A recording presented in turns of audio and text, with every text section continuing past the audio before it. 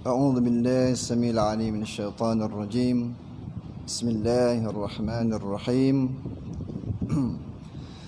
الحمد لله رب العالمين وبه نستعين والصلاة والسلام على أشرف الأنبياء والمرسلين وعلى آله وأصحابه ومن تبعهم بإحسان إلى يوم الدين. سبحانك لا علم لنا إلا ما علمتنا إنك أنت العليم الحكيم ولا حول ولا قوة إلا بالله العلي العظيم. اللهم رب اشرح لنا صدورنا ويسر لنا أمورنا واحلل عقدة من ألسنتنا يفقه أقوالنا أما بعد. السلام عليكم ورحمة الله وبركاته. Muslimin muslimat sidang jemaah rahimakumullah. Pertamanya dan selamanya kita bersama-sama memanjatkan kesyukuran kepada Allah Subhanahu wa taala. Allah pertemukan kita pada malam ini untuk kita teruskan perkongsian pengajian kita berkaitan dengan hukum hakam berkaitan solat berjamaah. Insya-Allah pada malam ni kita sampai pada muka surat 19. Kita akan membincangkan perkara syarat qudwah yang kelima, syarat ikutan bagi makmum, syarat yang kelima. Pada 2 minggu yang lepas kita dah bincangkan berkaitan dengan sujud tilawah ataupun sujud sajadah. InsyaAllah pada malam ini kita akan bincangkan perkara kedua. Perkara kedua ni dalam bab yang berkaitan makmum tidak boleh menyalahi imamnya semasa berjamaah pada perkara sunat yang dianggap keji menyalahinya, su'ul mukhalafah. Hari ini kita nak bincang bab berkaitan dengan sujud sahwi. Suka untuk kita ulang sedikitlah berkaitan sujud tilawah itu supaya nampak ada perbezaan sedikit. Okey. Qala al-musannifu hafizahullahu ta'ala wa nafa'ana bi'ulumihi fid darain amin. Kalau yang berkaitan dengan sujud tilawah ataupun sujud sajadah, wajib bagi makmum muwafaqah, maknanya mengikut bersekali dengan imam, bersetuju. Kalau kita muwafaqah ni macam bersetuju bersama dengan imam pada buat dan tinggal. Maknanya kalau dalam sujud tilawah, kalau imam buat, makmum wajib buat. Kalau imam tinggal, makmum wajib tinggal.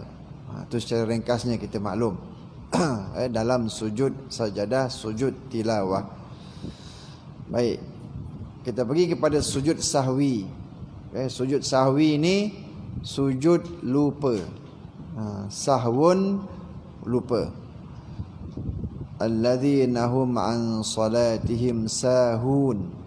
Tu itu dia ayat yang berkaitan dengan lupa. Sujud sahwi ni adalah sujud 2 kali yang dilakukan sebelum daripada memberi salam. Ini perlu diberikan definisi. Ada orang tak tahu apa tu sujud sahwi. Dia adalah sujud 2 kali. Sujud syukur sekali, sujud sajadah ataupun sujud tilawah sekali. Tetapi sujud sahwi 2 kali. Jadi dia dilakukan waktunya bila? Sebelum memberi salam. Sebelum memberi salam. Setelah sujud 2 kali, kita akan beri salam semula. Okay, apa hukum sujud sahwi ni? Hukumnya sunat. Sujud sajadah, sujud tilawah, hukumnya sunat. Sujud syukur hukumnya sunat. Jadi ketiga-tiga tu hukumnya sunat. Ada yang wajib iaitu sujud dalam rukun. solat. Dalam sujud yang kita lakukan kerana melakukan rukun solat, yang tu memang hukum wajib. Jadi sujud sahwi ini dari segi hukum dia bagaimana? Kita dah tahu hukumnya sunat, tapi bila dia dalam keadaan berjamaah, bila dalam solat berjamaah, macam mana hukum dia? Wajib muwafaqah imam pada mengerjakannya. Maksudnya apa? Wajib ikut imam. Sujud sahwi ini imam buat, maka makmum wajib kena buat. Itu yang dimaksudkan wajib muwafaqah imam pada mengerjakannya, tidak pada meninggalkannya. Kalau imam tak buat, bukan bermakna makmum pun wajib tak buat. Imam sujud sahwi, makmum wajib sujud sahwi. Imam tak sujud sahwi, makmum tak semestinya tak wajib sujud sahwi.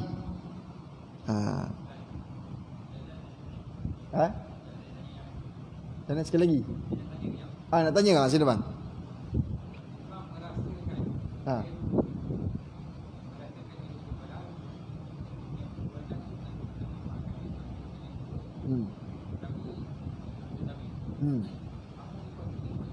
Wajib kena ikut.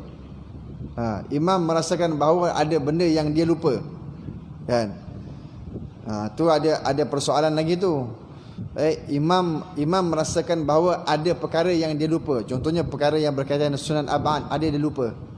Maka dia nak gantikan dengan sujud sahwi. Ketika dia menambah sujud itu, sebelum dia memberi salam tu, makmum kat belakang ni wajib kena ikut ke tidak? Sedangkan makmum rasa tadi dalam sembahyang biasa je, tak ada apa-apa pun. Tapi imam timbul rasa was-was, macam dia rasa tinggal kunut tadi ke, gitu kan. Maka bila imam buat, makmum wajib kena buat. Wajib.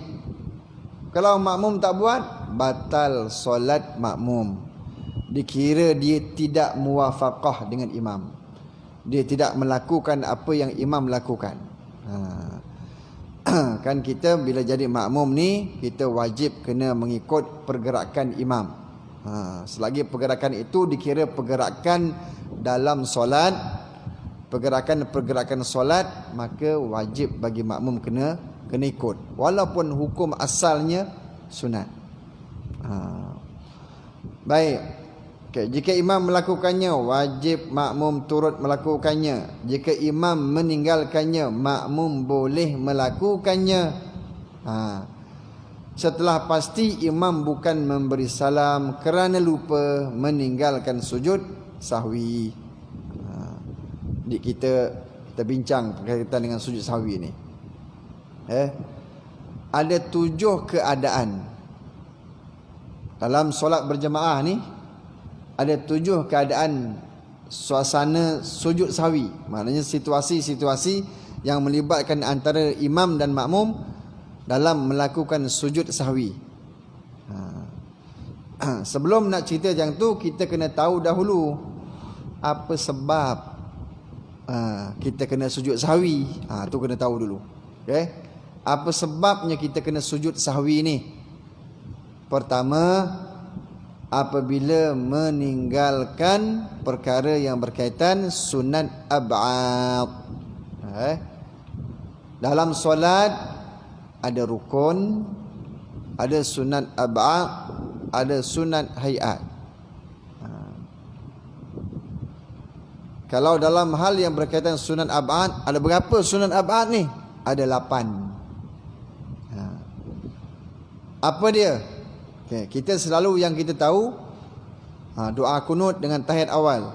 Ada perincian lagi tu. Dia bukan sekadar doa kunut. Pertama apa?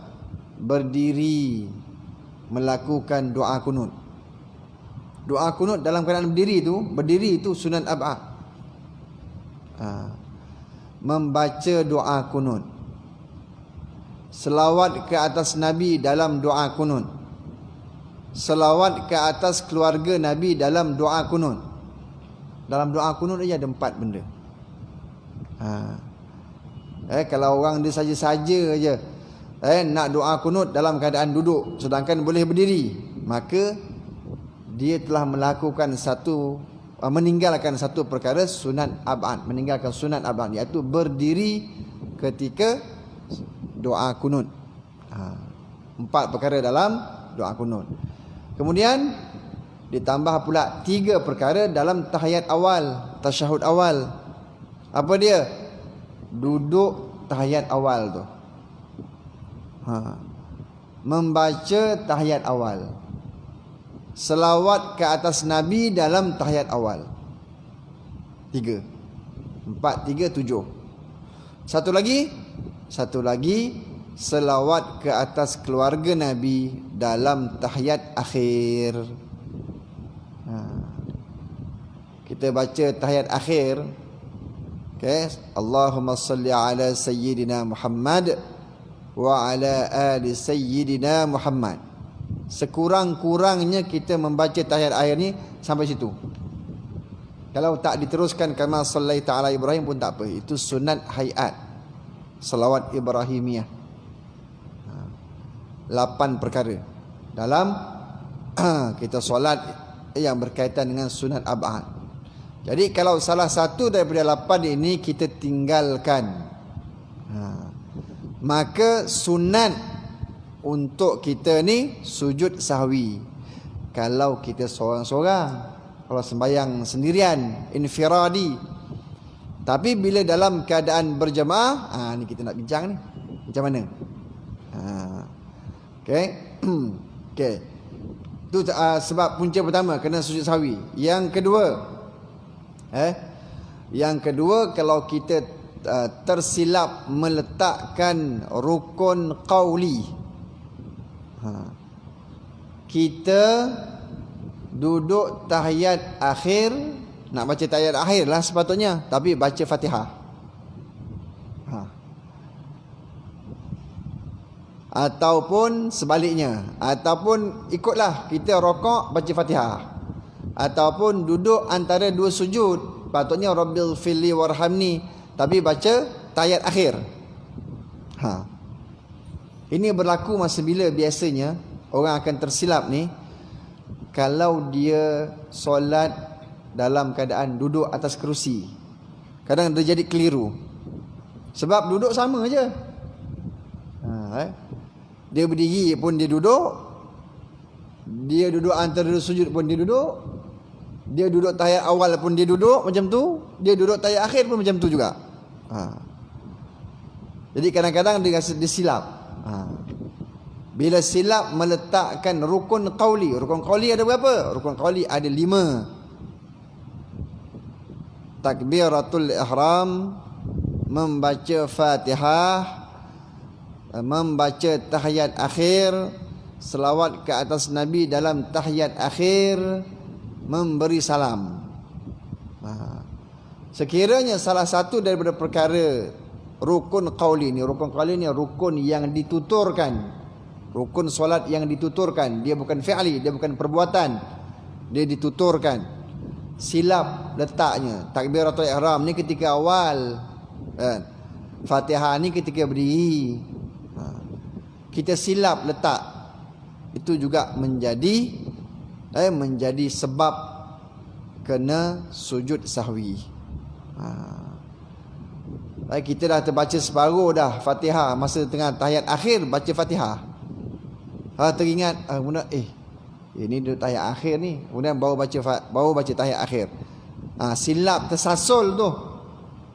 Sunat kena sujud sahwi. Sunat sujud sahwi. Okey. Ulang yang tu apa? Rukun qauli itu apa dia? Ataupun keadaan dia? Keadaan dia bila kita salah meletakkan bacaan lah. Saya kata bacaan lah. Sebab rukun qauli bacaan kan. Bila salah meletakkan bacaan bukan pada tempatnya.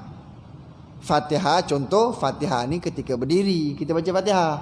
tiba-tiba terbaca Fatihah ketika selain daripada keadaan berdiri tadi. Ketika rokok ke, ketika sujud ke, ketika duduk antara sujud ke, ketika i'tidal ke, tersilap.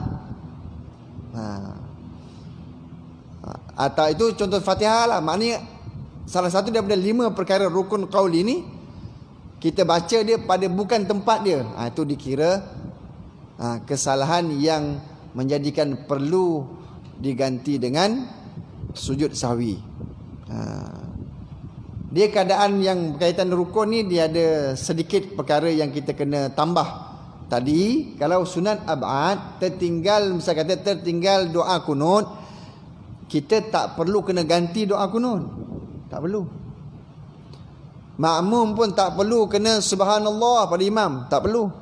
Imam tertinggal doa kunut, makmum tak perlu sebut subhanallah, tak payah.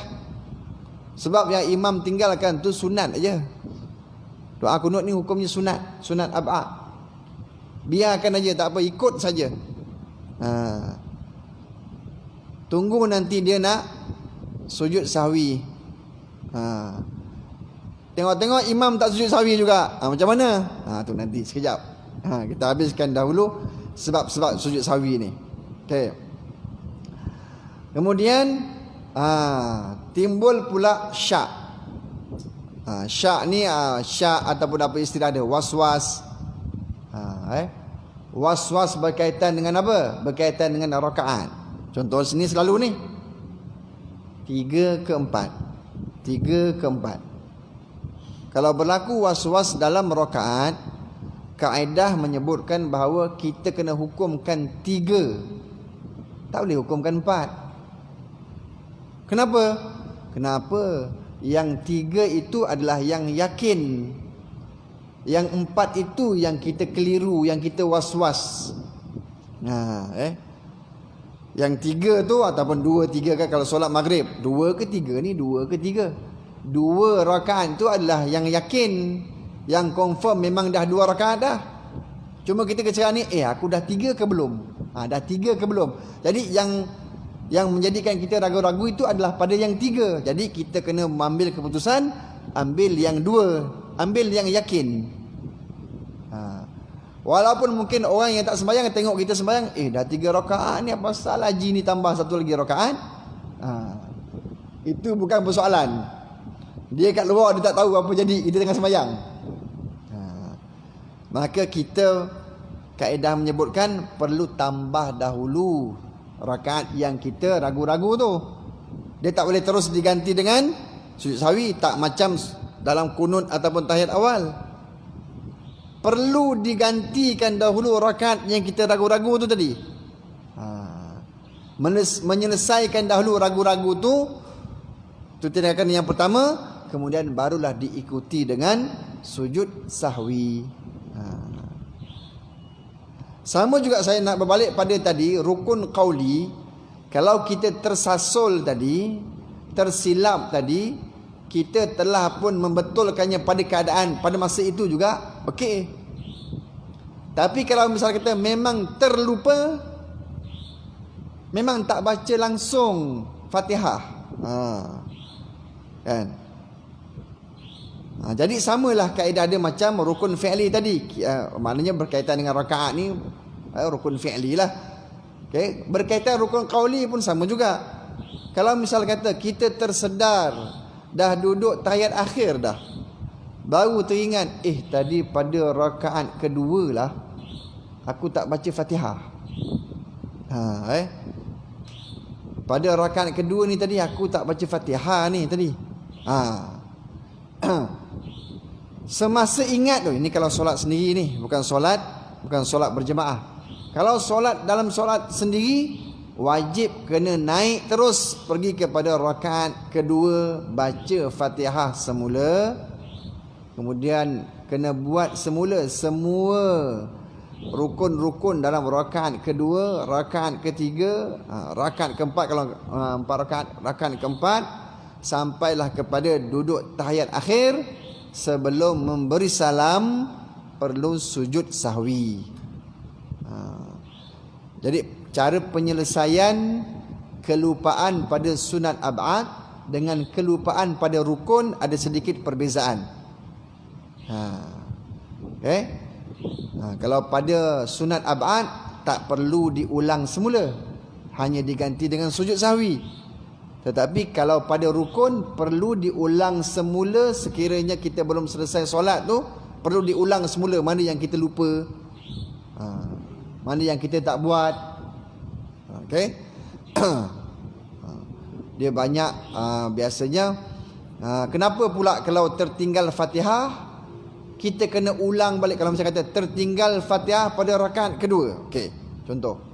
Kenapa pula bila kita ulang semula pada rakaat kedua baca Fatihah kena buat semua pula?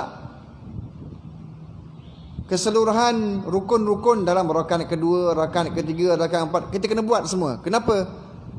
Kerana dalam syarat-syarat setiap rukun, antara syarat yang diletakkan adalah contohnya i'tidal. I'tidal itu sah sekiranya rokok sah.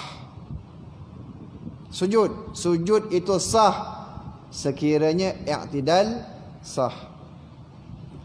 Jadi kalau begitu keadaannya, bayangkan kita terlupa membaca Fatihah pada rakaat kedua.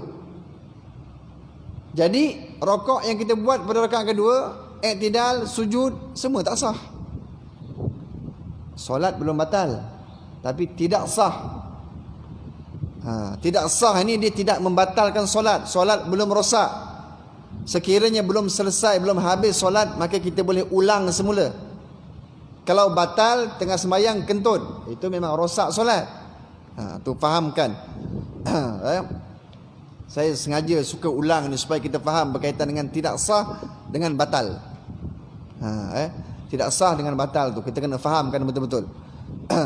Jadi bila kita dah ulang Fatihah rakaat kedua, semualah kena buat. Sebab daripada kita yang saat kita terlupa Fatihah rakaat kedua tu, rukun-rukun seterusnya sampailah saat kita ingat ketika duduk tahiyat akhir tadi, semuanya tidak sah.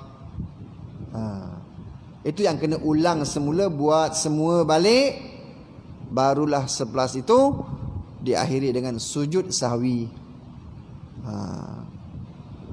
Okey. Itu di antara itulah dia perkara yang berkaitan dengan apa ni, sebab-sebab sujud sahwi. Berkaitan dengan tersalah letak rukun qauli, berkaitan dengan tertinggal rakaat, okey, berkaitan sunat ab'ad, dan ada satu lagi yang perlu kita kena tahu. Apabila kita melakukan perkara yang membatalkan solat dalam keadaan tak sengaja. Apa perkara yang membatalkan solat? Antaranya, dalam kitab dia bagi contoh tu, saya ambil contoh tu. I'tidal adalah rukun yang pendek. Dia dalam solat, rukun solat, rukun fi'li lah ni, rukun perbuatan yang panjang. Apa dia? Berdiri, rokok, 2 sujud. Itu adalah rukun fi'li yang panjang. Apa maksud panjang? Maknanya kita berdiri ni, kalau nak berdiri sampai 1 jam pun tak ada masalah. Kan? Kalau sembahyang sendirilah. Sembahyang berjemaah jangan buat. Itu adalah rukun yang panjang. Kita boleh sepanjang mana kita nak berdiri, nak rokok, nak sujud, boleh. Tetapi i'tidal, duduk antara 2 sujud, dia adalah rukun yang pendek. Pendek itu macam mana? Kita tak boleh i'tidal melebihi daripada kadar tempoh membaca Fatihah. Tak boleh. Hanya boleh pada 2 keadaan. Dalam solat sunat tasbih dan dalam ketika membaca kunut. Itu 2 tempat saja boleh memanjangkan i'tidal. Kemudian kalau duduk antara 2 sujud, kita tak boleh duduk antara 2 sujud melebihi daripada tempoh membaca tahiyat. Membaca tahiyat tak boleh. Kalau kita menyamai ataupun melebihi daripada tempoh itu, solat batal. Bukan tidak sah, batal. Kenapa dikira batal? Dikira sudah hilangnya mualat dalam solat. Dalam solat ada tertib, ada mualat. Tertib yang dahulu didahulukan, yang kemudian dikemudiankan. Mualat berterusan, lepas satu step, terus. Solat dia kena macam tu. Jadi kalau kita memanjangkan i'tidal, itu dikira sudah memutuskan mualat. Manalah tahu kan i'tidal tiba macam berangan ke termenung, terpanjang pula i'tidal kita itu sehingga menyamai kadar tempo membaca Fatihah. Okey, solat sah, solat tak batal. Pasal apa? Sebab terlupa. Kita lakukan tu dalam keadaan terlupa. Kalau sengaja batal. Jadi disebabkan terlupa tak batal. Tapi perlu diganti dengan sujud sahwi.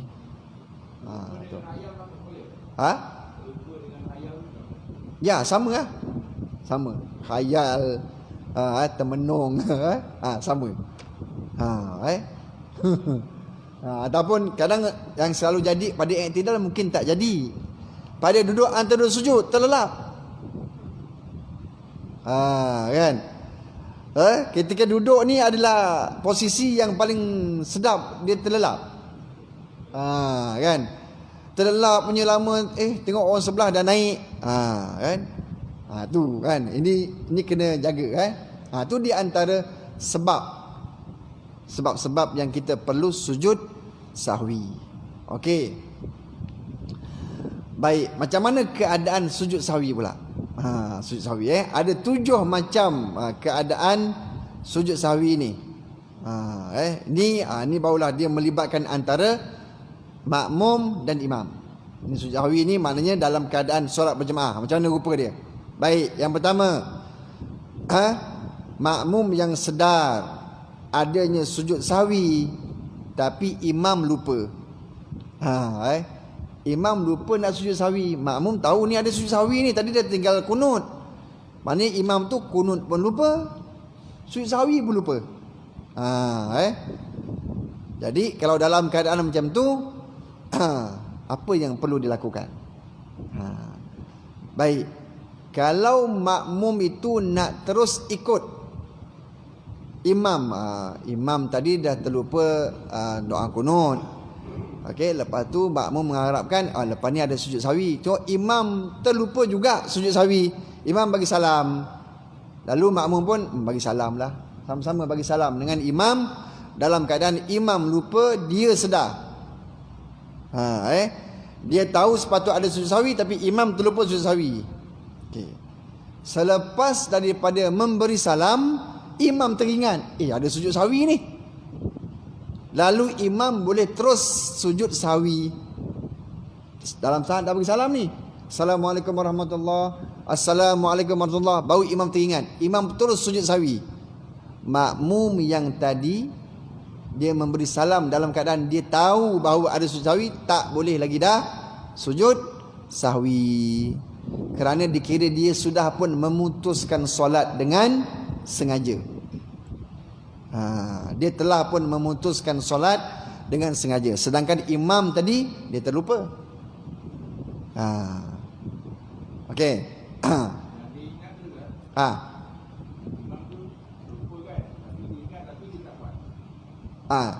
Dia tak buat.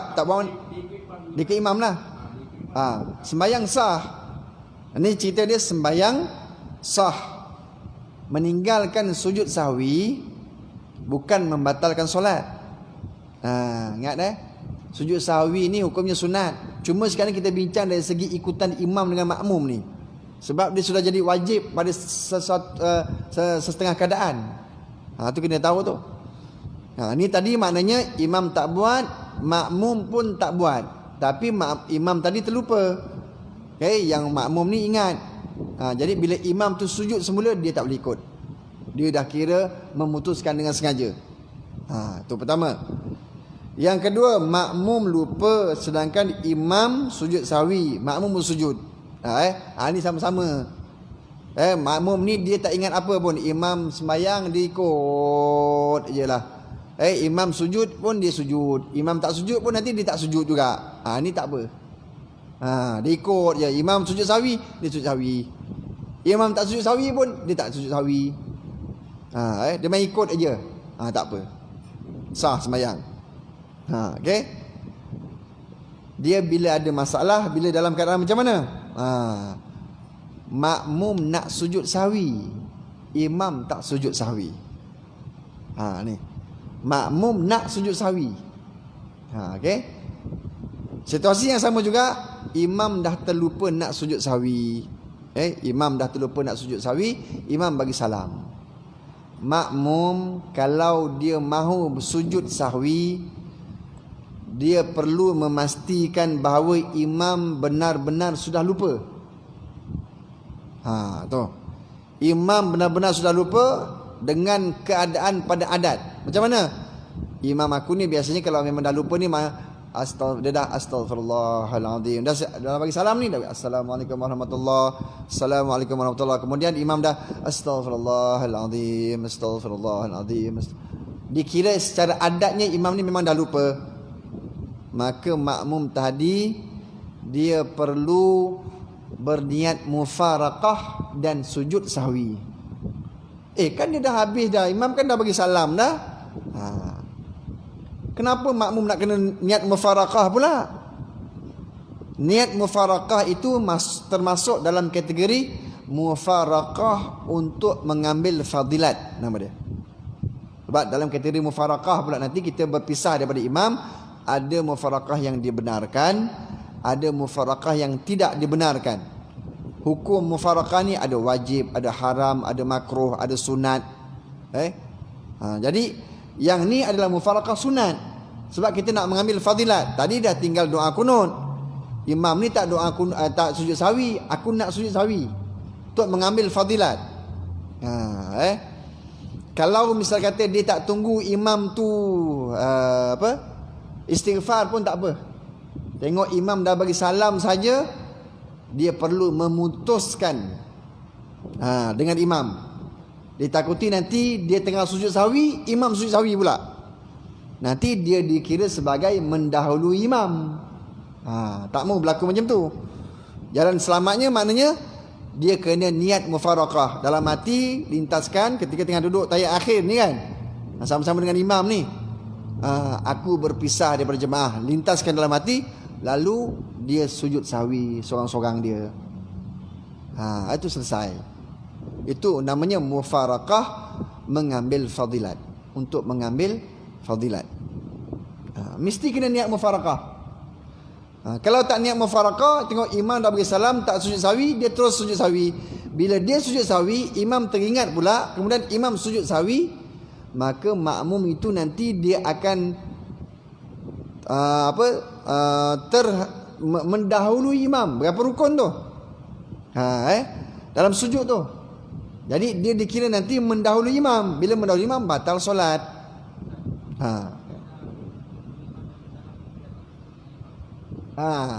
Bila imam memberi salam dalam keadaan lupa, kena ingat solat dia belum putus lagi. Kita tengok dalam hukum yang lain, imam contohnya dia memberi salam, tak payah imam lah, kita sendiri pun kalau sembahyang seorang-seorang, kita bagi salam kemudian baru teringat, ada satu lagi rakaat, kita boleh terus naik, tambah satu lagi rakaat, lepas tu nanti kita sujud sahwi, boleh.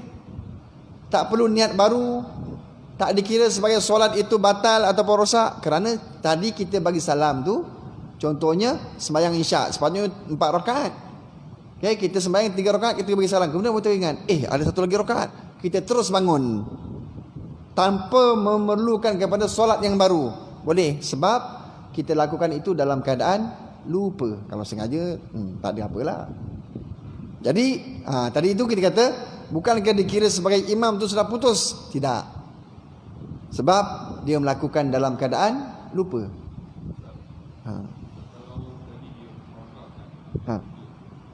Ujung tu. Pak. Okey, bagus. Pahala berjemaah dan fadilat berjemaahnya dapat.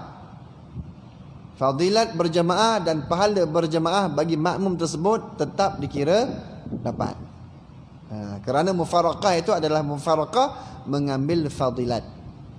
Mufaraqah mengambil fadilat. Okey.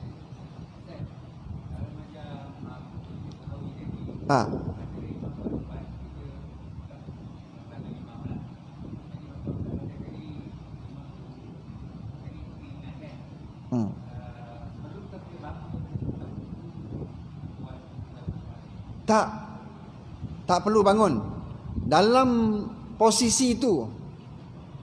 Sebab itu ada ulama menyarankan kalau kita solat, bila kita bercadang untuk sujud sahwi, jangan duduk tawarruk. Duduklah iftirash, duduk antara dua sujud. Sebab kita bercadang untuk sujud sahwi, tak perlu kena beralih apa, tak perlu. Niat mufaraqah ni hanya lintasan dalam hati. Dia tak perlu ada apa sebarang pergerakan berpindah daripada saf, tak perlu. Dalam semua keadaan, bila kita kata mufaraqah, dia hanya berpisah daripada jamaah. Kedudukan dia di situ lah. Di saf kedua lah. Saf pertama lah. Ini kena ambil perhatian, ya. Jadi bila imam tak buat tu, kita terus sujud sahwi dalam keadaan sudah berniat mufaraqah daripada imam. Itu. Kemudian satu lagi keadaan. Imam kita lambat. Kita lambat. Solat subuh lah contohnya. Imam dah duduk tahiyat akhir, kita baru sampai. Kita pun bagi takbiratul ihram, kita pun duduk tahiyat akhir, duduk sama dengan imam. Kita azan dulu kan? Azan dulu. Nanti kita bincang yang tu.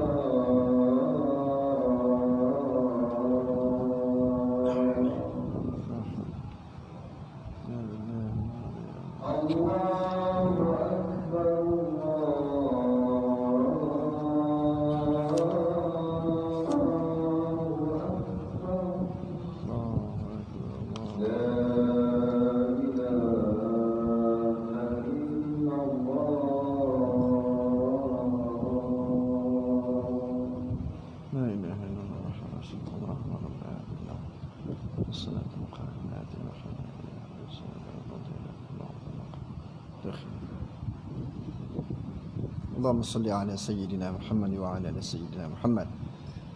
Kita sambung sikit lagi. Okey.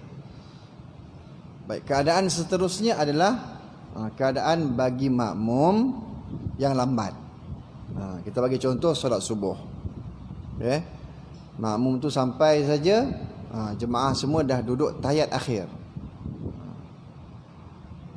Makmum tu angkat takbir, kemudian terus duduk.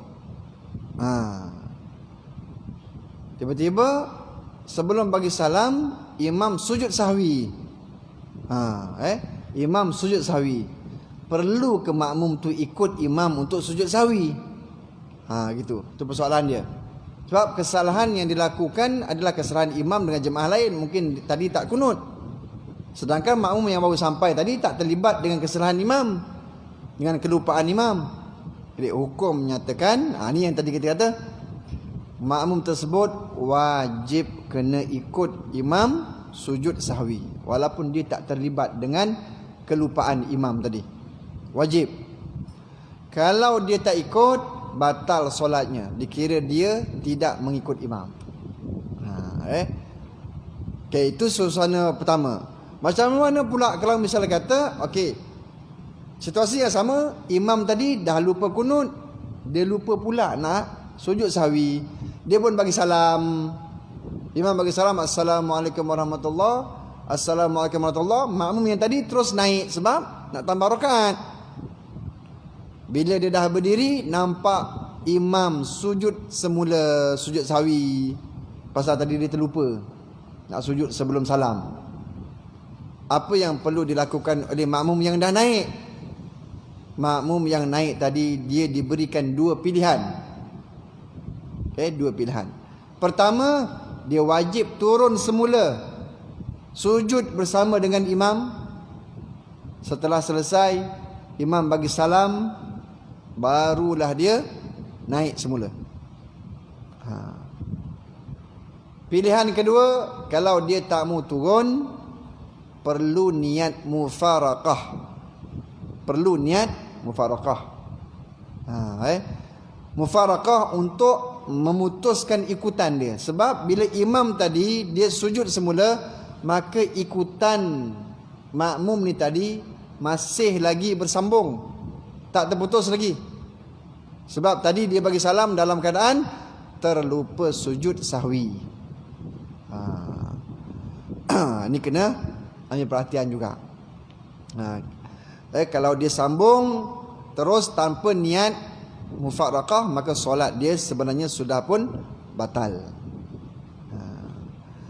Ini lagi pula kalau misalnya kata suasana, satu lagi situasi, imam bagi salam, dia biasanya kita ni tak tunggu imam habis salam yang kedua. Ni kita sepatutnya nak tambah lagi rakaat, kena tunggu imam selesai salam yang kedua, baru kita naik, baru dikira sempurna ikutan kita dengan imam. Dia boleh jadi kelang kabut macam tu, naik, bila apa-apa berlaku pada imam, imam bisa kata sujud semula, di situ maknanya ada lagi pertautan antara kita dengan imam.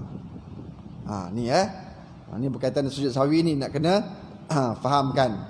Sebab kita yakin bahawa dalam setahun 365 hari mesti akan ada berlaku kesilapan dalam solat berjemaah. Mesti akan berlaku. Kan? Sama ada kita sembahyang berjemaah ke, sama ada kita sembahyang kita sembahyang seorang-seorang ke, mesti akan berlaku kesilapan sana sini adalah. Kalau kita seorang-seorang, okey, kita faham dah. Apa nak buat bila dalam keadaan mengikut imam? Apa yang perlu kita lakukan? Terutamanya dalam hal-hal yang berkaitan dengan perkara sunat. Pada anggapan kita, ini benda sunat, sujud sawi. Tapi bila melibatkan berjamaah, ada keadaan-keadaan yang dia menjadi wajib bagi makmum ikut. Sebab itulah di awal tadi kita tengok dekat kitab kita tu, dia kata sujud sawi itu wajib muwafaqah imam pada mengerjakan. Maknanya imam buat, wajib kena buat. Kalau tak nak buat, ada kaedah macam mana tak nak buat. Mesti kena niat mufaraqah dahulu, baru boleh tak nak buat. Kalau sebaliknya pula, imam tak buat, kita nak buat, kena niat mufaraqah juga. Tu yang kita kena tahu. Dia berbeza dengan kalau kita pergi sebelum ni sujud tilawah. Dia ada tu sujud tilawah. Imam tak buat, wajib tak buat. Imam buat, wajib buat. Gitu. Ini tak bincang dia. Tahiyat awal pun ada juga persoalan-persoalan. Macam mana dari segi imam buat, kita tak buat, boleh ke? Imam tak buat, kita buat, boleh ke? Okey? Kita sampai sujud sawi je dulu.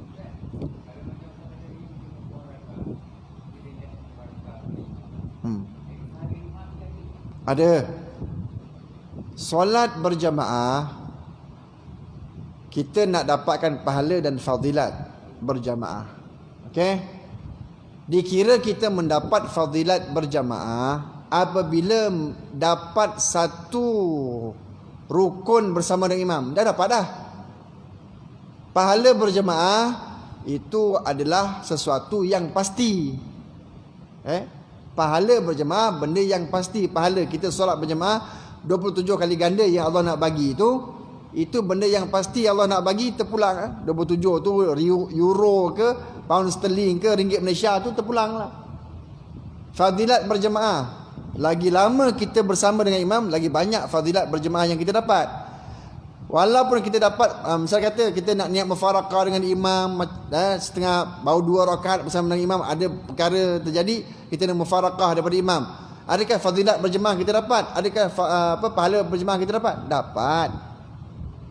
Pahala berjemaah dapat. Cuma fadilat berjemaah sudah tentulah tidak sama dengan orang yang dapat berjemaah sampai bagi salam. Itu.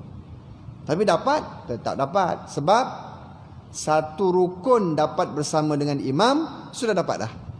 Contoh dia macam mana? Imam dah duduk tahiyat akhir, kita pun Allahu Akbar. Kita turun nak sama-sama duduk dengan imam, imam dah bagi salam. Dah dapat dah pahala berjamaah, dah dapat dah fadilat berjamaah. Itu kita jangan risaulah, insya-Allah dapat. Cuma dari segi banyak sikit, tak samalah dengan orang yang dapat sampai habis. Gitu saja. Okey. Wallahu taala a'lam. Okey. Sujud sahwi dua kali sujud. Okay, 2 kali sujud. Sujud nak baca apa? Yang hafal bacalah subhanallahi la yanamu wa la yashu. Kan? Kalau tak hafal yang tu, baca subhana rabbiyal a'la wa bihamdi. Kalau tak hafal juga subhana rabbiyal a'la wa bihamdi, senyap jelah. Diam-diam je, sujud saja. Kemudian duduk antara sujud. Dua sujud tu nak baca tak Rabbil Fili? Nak baca boleh, tak baca pun boleh. Nak baca boleh, tak baca pun boleh. Kemudian sujud sekali lagi. Kemudian duduk tahiyat akhir dan memberi salam. Baru betul kita memutuskan salam dengan sengaja dan sempurna. Dia bukan sujud, duduk antara sujud, kemudian diam je lepas tu. Tak. Solat itu perlu diputuskan dengan salam. Maknanya tak payah lagi tak perlu lagi baca tahiyat akhir, tak perlu lagi dah. Hanya terus bagi salam saja. Tanda kita memutuskan salam dengan sempurna. Itu kaedah sujud sahwi. Okey? Harap jelas tu. Dia mesti 2 kali sujud, dia bukannya sekali sujud. Okey. Wallahu taala a'lam. Insya-Allah kita ada berapa kali lagi ya sebelum puasa? Sekali lagi ke? Nanti kita bincang tengok insya-Allah kita akan pergi kepada tasyahud awal. A'udzu billahi minasyaitonir rajim. Bismillahirrahmanirrahim. Allahumma shalli ala sayyidina Muhammad wa ala alihi ashabihi ajma'in. اللهم اجعل جمعنا هذا جمعا مرحوما وتفرقنا من بعده تفرقا معصوما ولا تجعل اللهم فينا ولا معنا ولا من يتبعنا شقيا ولا محروما ولا مطرودا صلى الله على سيدنا محمد وعلى آله وصحبه وبارك وسلم. الحمد لله رب العالمين. سبحانك اللهم وبحمدك أشهد أن لا إله إلا أنت أستغفرك وأتوب إليك. بسم الله الرحمن الرحيم. والعصر إن الإنسان لفي خسر إلا الذين آمنوا وعملوا الصالحات وتواصوا بالحق وتواصوا بالصبر. السلام عليكم ورحمة الله وبركاته.